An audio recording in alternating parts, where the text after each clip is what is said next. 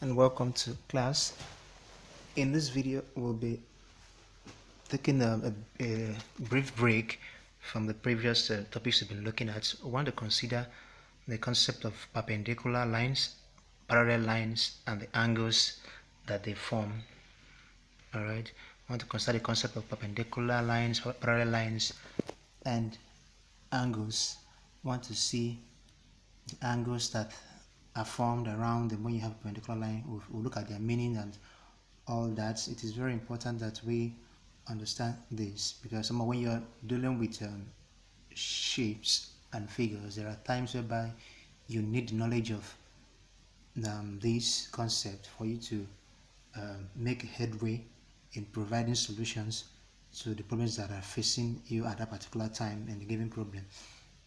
All right, so let's get down to it. The first thing I want to look at is the concept of perpendicular lines. All right, it's not entirely new. Perpendicular lines. Now, perpendicular lines are when you have a straight line. This is a straight line. You can call it A, B. This is line AB. Now, if we should have another straight line that crosses the one, so you have one that is horizontal, that is AB, and let's say we have a vertical line CD crossing the horizontal line AB. These two lines are said to be perpendicular, and whenever two lines are perpendicular, the angle that is formed in between them is always a right angle. In other words, a 90 degrees angle always formed. All right, so in this case what we have here is a perpendicular line, so we can say that AC, okay, when you want to make the notation for that, this is something that you quite often see. Maybe you see something like this, line AC perpendicular to, okay, oh sorry about that, not AC now, it's AB, line AB being perpendicular, you see like something like a plus sign perpendicular to line CD. You see something like this, that line AB is perpendicular to line CD. All right, because when you have a perpendicular line, the shape of a cross is formed. The shape of a cross is formed. That is why you see this sign sometimes as to show perpendicularity of the given lines. All right, so that's basically what you have. Perpendicular lines, they are lines in which angles that are formed in between them are 90 degrees varies. We have when you now go to how to construct perpendicular lines, but that is beyond the scope of this lesson. We're not looking at how to construct that. All right, so that is the that's about perpendicular lines. The next we want to look at is parallel lines, and that's what we're going to dwell on for a while. So parallel lines. Now, what is a parallel line? Basically, it is, let's say that we have a line like this. Let's call it, okay, let's use AB now. So we have a line AB in a plane, and we have another line, this one now. Another line, let me call this one CD as well. Okay, we have these two lines AB and CD such that they never meet in that plane. That is when you keep on drawing your AB, continuing drawing that all the way, and you keep on continuing drawing your AC, they never meet at any point. All right, not like we can have this line, we can have this line. If I keep on drawing the lines, eventually they meet at a point. But what we are looking at is a case where the lines never meet. Now those two lines are said to be parallel. They are said to be parallel lines. All right, so in this case AB is parallel to CD, and when we want to make a notation for that, you begin to see things like this. So you can say AB being parallel to CD, In some of the notations, you see the lines having an arrow like this. Sometimes there could be two like this, each of them just telling you that the lines, given lines, are parallel. All right, so when you see lines drawn like this having arrow pointed, you might want to just see that the lines is a sign telling you that the lines are parallel. Okay, so let's also look at some other. Now there is the third line that is called a transversal, which we will look at. A transversal. So let's say we have a line. This is line A, this line B. So let's call this, for the sake of example, this is still AB, and this is CD. All right, now a transversal is just a line which cuts through parallel lines. All right, so if we should draw a line like this, and this line is cutting through the lines AB and line CD, let me call this one, maybe call it EF. Now this line EF becomes a transversal to your lines AB and line CD. To transverse means to pass through. So this line is passing through your line AB, also passing through line CD. So we have what we call a transversal. All right, let me write that. A transversal. That is that. So that's a transversal. It just cuts through the given two parallel lines that you have here. That's a transversal. Now, when a transversal cuts through parallel lines, you begin to have some angle properties. All right, we're going to have some angle properties which we want to get to. Let's look at some angle properties that you have. Now, one of them is this. Remember, when you have a line like this and you have another line like this, okay, you have a line, you have another line, there are angles formed between. Remember that angles are formed in between two lines. Wherever two lines meet, an angle is formed in between them. In other words, we have angles that are formed. We have an angle here, we have an angle here, we have an angle here, and we also have an angle here. All right, now let me label them. Let's call here to be A and here to be B. Let here be C and let here be D. Now when you have a shape like we have lines like this with angles formed in between them, all right, they are called vertical angles. Now vertically opposite angles, there is a property that we can bring out from this, and it is, the first one is that A, okay, let me change the color. Okay, A is equal to B. This angle A here is equal to the angle B here, because they are what we call they are vertical angles. They are opposite each other. So angles that are vertically opposite each other, they are equal. And as you would have guessed, your C is also equal to D. C is equal to D. Okay, so this is one of the properties that we can bring about lines and angles. So when you have lines crossing each other, the vertically opposite angles that are formed are equal. All right, so here is equal to here, while here is equal to here. That is one of the properties that one of the properties of the angles that you need to note. Okay, let's look at angles that are formed around transversals passing through parallel lines. Okay, so let's draw. This is also this is a parallel line here, and we have another parallel line. Then we have a transversal here. Now when we have so many angles formed, for the lower part here, you have an angle formed here, you have an angle formed here, you have an angle formed here, you have an angle formed here, and you also have an angle formed here. Also for here, you have an angle formed here. All right, we have an angle formed here, we have one here. Okay, we have another one here. Let me make that distinct. We have another one here, and we have another angle here. So these are angles that are formed around the transversal passing through a parallel lines. Okay, let me also go ahead to label them.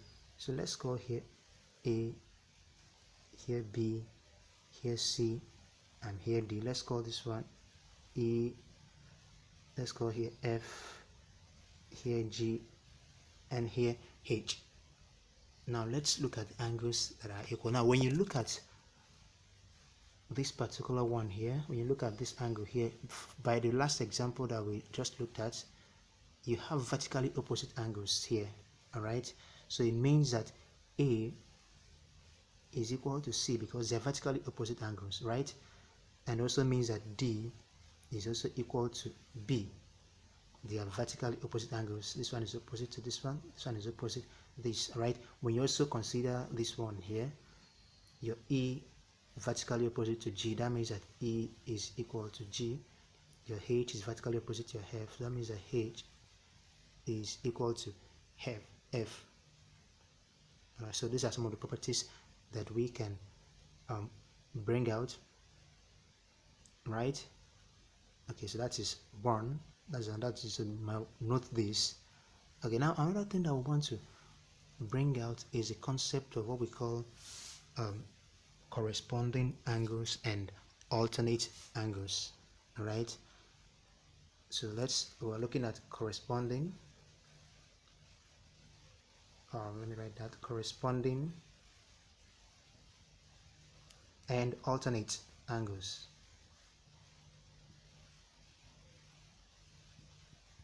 Alternate angles, corresponding and alternate angles. These are also gotten from transversals when they cross or cut across your parallel line. So let's say that we have a parallel line now. We have a pair of parallel lines, and we have a transversal cutting through. Now for corresponding angles, when you look at here, now there's an angle formed here, and when you climb up to this point, there is also an angle formed here. Now these two angles, they are said to be corresponding angles. They form on the same side of the transversal and on the same part of the parallel lines. Look at it, they are formed on the right hand side of the transversal and formed with the line being the base. Alright, so these two lines here, they are corresponding angles, and because of that they are equal. We don't really have, they are equal. So if we have A here, we have B here, it means that A is equal to B, for the reason being that they are corresponding angles. All right, note that they are corresponding angles. That is one. Now another thing is this: there is also now this angle, the angle formed here, this angle, let me call that C. All right, now this angle formed here and this angle formed here, they are said to be alternate angles. They are alternate angles, and in this case B is equal to C. So when you have, a parallel line and we have a transversal crossing it, the angle formed here is alternate to the angle formed here, and because of that they are parallel, they are alternate angles, and they are equal. All right, when you try to look at the proof of it, remember that B here is equal to A here, and A here is equal to C here because of the concept of vertically opposite angles. So in other words, you can make the inference that B is equal to C. But how you want to, that is one way to look at it. However, the simplest way, the easier way to look at it is whenever you see a transversal crossing your parallel lines, the angles that are alternate at different positions. Now the first one, they are in the same position, corresponding angles. This particular one, they are in different positions, therefore they are alternate. All right, here also let me use another. So here now is also alternate to here. They are also equal. They are equal. All right, so that's the concept of we have looked at the lines, we have looked at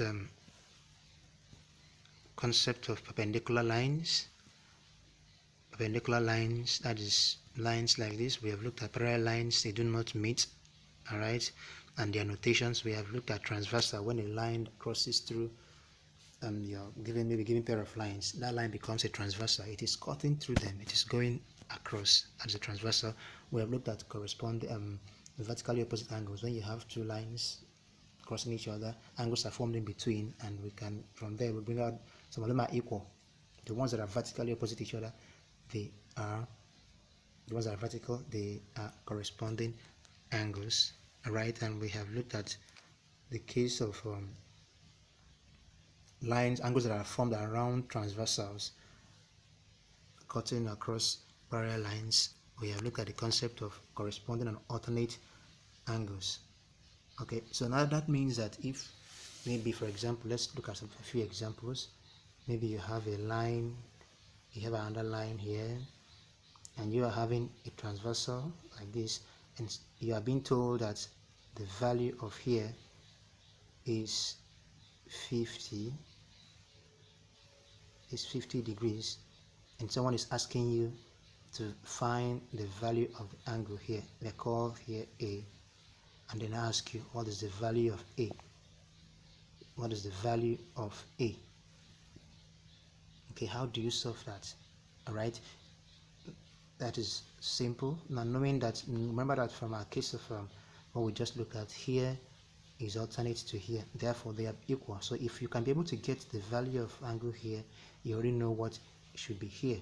All right, and for you to get what is here, remember that sum of angles on a straight line is equal to 180, because this is a straight line.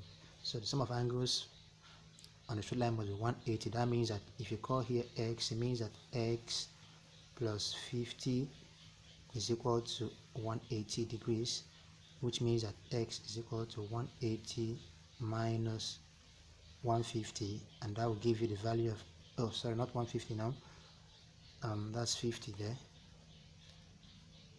that's 50.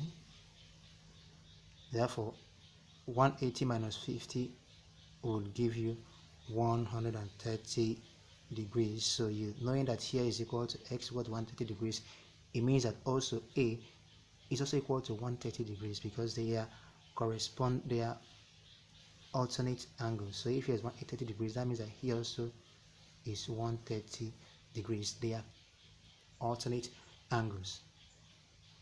All right, let's look at another example. Maybe say you have another transversal, you have a parallel line, you have a transversal, and you are being told that here is maybe say let's say 55 degrees now, and you are expected to find the value of here, maybe here called B. You have to find the value. Now look at that. Remember that by virtue of vertical angles, here is equal to the angle here. All right, so here is 55 degrees, right? And here is alternate to here, which is also 55 degrees. This place is vertically opposite to here. In other words, your B is equal to 55 degrees. It's an art, all right? It's like an art which you have to like wrap your head around that, and you begin to see patterns, the shapes, the patterns form. You follow it, you follow it, you play along. Here connects to here, here connects to here, here connects. See how we make the movement. There are different, or you could even look at another way you can go around it. The angle here 55 is corresponding to the angle here, that is, so here 55, here 55, and of course here is opposite to this side, vertical to this side. That means we have B to be 55 degrees. There is another method. So there are 1,001 ways that you can always look at it. So far the underlying principles are correct, you wouldn't miss the answer. Okay, so that's basically some of the things that we want to consider in this video. So go ahead and watch the video, go over it, and make sure you understand what we've done. If there is any issue, you can always reach out to me and I'll attend to you. Now, having gone through the video, I want you to provide answers to like these ones. Just look at this and try to provide answers to the missing label, the size of label. Try to find what the values are. Let's say we have the first example. First we have a parallel line, we have a transversal. If here is 120, if here is 120 degrees, I would want you to calculate the value of here. Let me call that A. Okay, let's have example 2. Let's have 2, also a transversal, parallel lines. We have a transversal. Now if here is equal to 70 degrees, I would want you to find the value of here. Let me call that A, and also find the value of here. Let me call that B, and find the value of here. Let me call that C. All right, just so it might not, it might look a bit complicated, but it is not when you start solving. Remember the concept, the vertical angles, the concept of corresponding, the concept of alternate. So you begin to ask yourself, where is corresponding to where is alternate to where? You make the connections, and the answers, they stare at you in the face, they stay in the face. Okay, so just try this out and communicate, get the answers back to me.